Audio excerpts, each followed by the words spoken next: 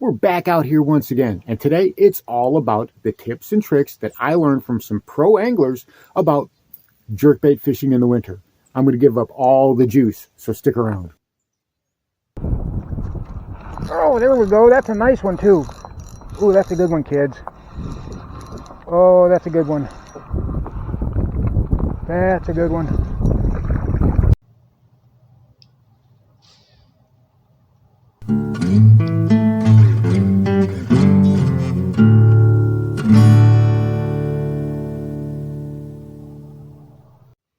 And here is this video's featured comment. Congratulations! If you would like to have a chance to have your comment featured in an upcoming video, all you've got to do is leave a comment. And now, on with the video. Welcome back to Lowbrow Fishing, and today it's all about these little guys, the jerkbait. Probably the most famous winter bait any bass angler can think of. They've been an effective part of every angler's tackle box in the wintertime when the water gets cold for I don't know how many years. From what I understand, they started out in the Ozark region, with the old Rapalas and the countdown minnows and things like that. And this is what they've evolved to, some of the most precision and sophisticated baits we have on the market that are available to us. Now, a few videos ago, I did my holiday buyer's guide for those, more budget-minded anglers. And a lot of you noticed that this was not on that list, even though I have raved about these Yo-Zuri jerkbaits for a while.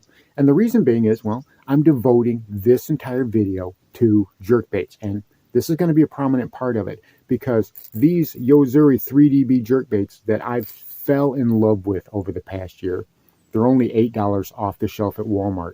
So they're a great item. You don't want to miss out on them. Yeah, I can't endorse these enough. Again, I don't have anything to do with the company Yo-Zuri, but this was a money find, and I'm so happy that I actually bought these. I've got several varieties of these, and I'm using them ever since. But let's get into how I'm using the different types of jerkbaits, because we've got this, which is a suspender. Then we've got the type that are slow sinking, such as a Berkeley Stunna. And then we've got the older, more traditional rising style, such as a Rebel Minnow, or even something like a Smithwick Rattling Rogue. As you guys know, the old cat turd, right? And there are certain things that I do in the wintertime that I learned from several pro anglers to maximize what I'm doing with the jerkbait and really create some aggressive strikes. Now, one of the first things that I do is I'm fishing this on a spinning combo. And this is something that I've actually had a lot of people ask me about because it's really not that common. People have asked me, they say, Lowbrow, why are you fishing a jerkbait on a spinning combo? Don't you fish a jerkbait on a bait caster? A lot of people do. It's probably the more common thing to do. But most pro anglers will fish a jerkbait on a spinning combo. And there are several reasons to do that. First of all, this lighter tackle, this lighter gear allows me to cast this bait much further. And when I'm fishing deeper water, that's important, especially when I'm trying to get this bait down to a specific depth.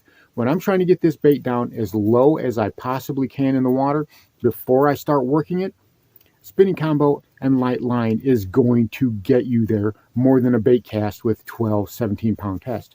That's why you always see me fishing this with a spinning combo. This is a medium power rod. It's got a fast or moderate fast action tip with this one, and 10-pound braid to usually a 10 to 6-pound monofilament or fluorocarbon leader, depending on what I'm fishing. This happens to be, I believe, a 10-pound fluorocarbon leader. It works great. I can really bomb this out there. And a lot of times that may not be exactly ideal, but when you're fishing super clear water that I happen to be fishing, a lot of times it's cold, it's clear, those fish can see you from a distance and they're already hard enough to catch. You don't want to spook them anymore. So I can cast this out there, I can get it to crank down to depth, and I begin working it.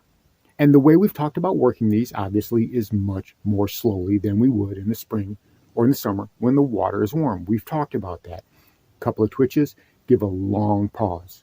A few more twitches, give a long pause. Sometimes 30 or 45 seconds or longer, depending on where you are in the country. Obviously, the farther north you are, the colder the water is going to be, the more lethargic that those bass can be when you're trying to target them.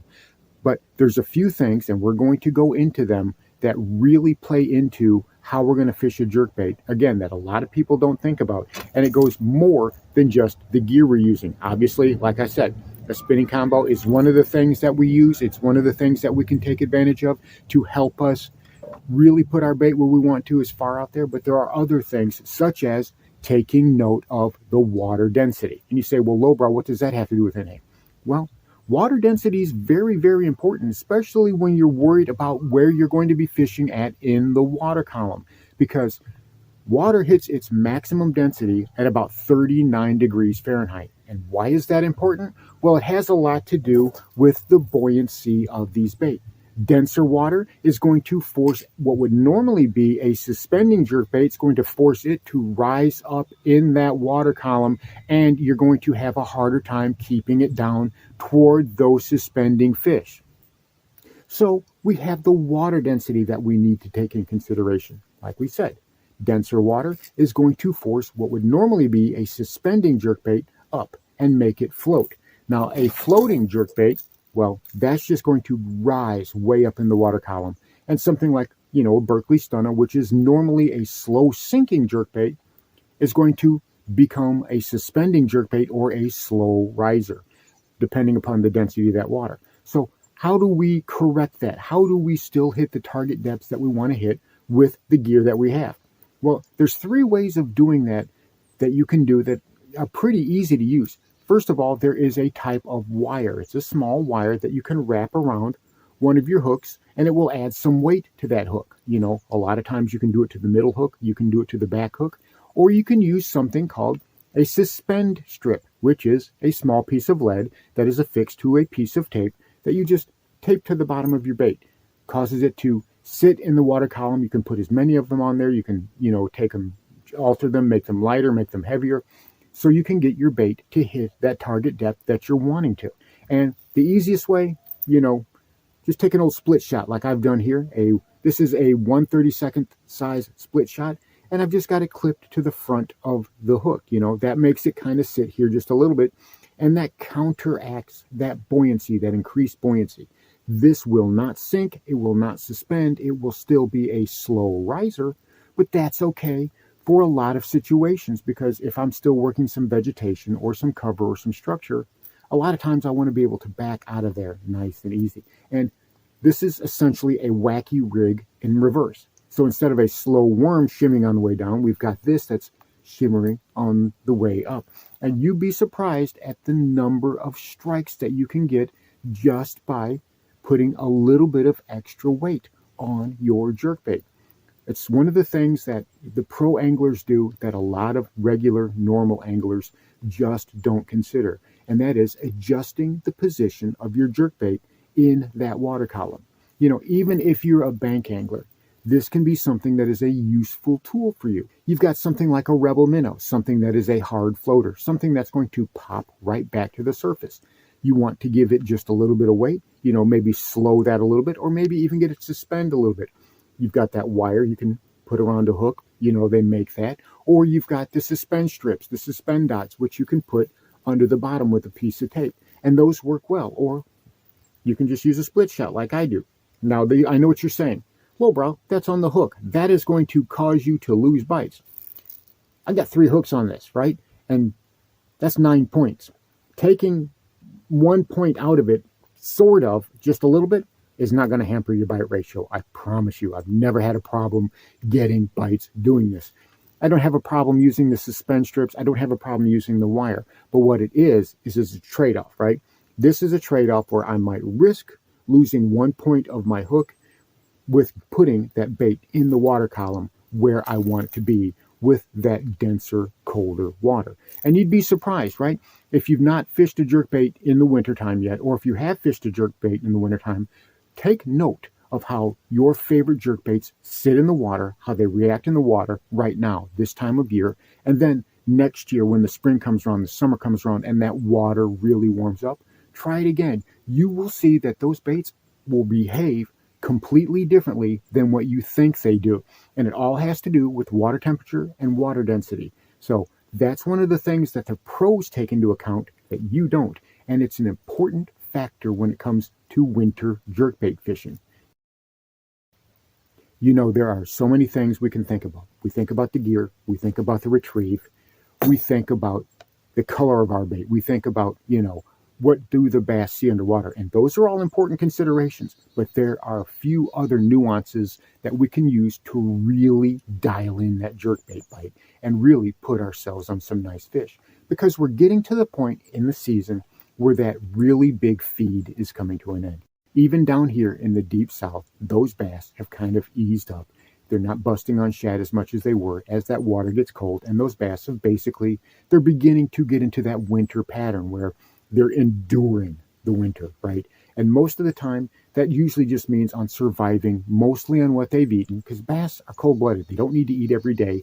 They only need to eat once or twice a week, if that. And when it gets really cold and they really shut down, they don't even need to eat that often. You'd be surprised at how little a bass can eat. So we need to really entice them with it. We need to make it easy for them. Put it right in front of their face, make it nice and easy, and say, hey, eat this. And a lot of times you will get better results. And that's what jerkbait fishing comes down to. You got bass that are suspending in water, and it doesn't even have to be deep water. A lot of times it can be just a few feet of water, and they're suspended in that water column, and you can get a jerkbait right in front of their face. That's why they're so effective. And when you learn to manipulate your favorite jerkbaits in the water column, not just with the twitches and pauses, although those are very important, but with where it sits in the water column, using a weight system, using a little added extra weight, or, cranking it or not cranking it, different types of lines. And again, using a spinner combo over using a bait caster. So when you put all of that together, you can really dial in some effective winter jerkbait fishing. So there you have it. Winter jerkbait fishing in a nutshell. And these are some of the things that a few pro angler buddies of mine have taught me over the years. They're the little secrets that they use, especially when they're fishing winter derbies and even into January and February. This is what pays the bills for them. And if it pays the bills for them, well, it can be effective for you too the next time you go out on the lake. Give it a try. Thanks for watching Lowbrow Fishing. We'll catch you in the next one.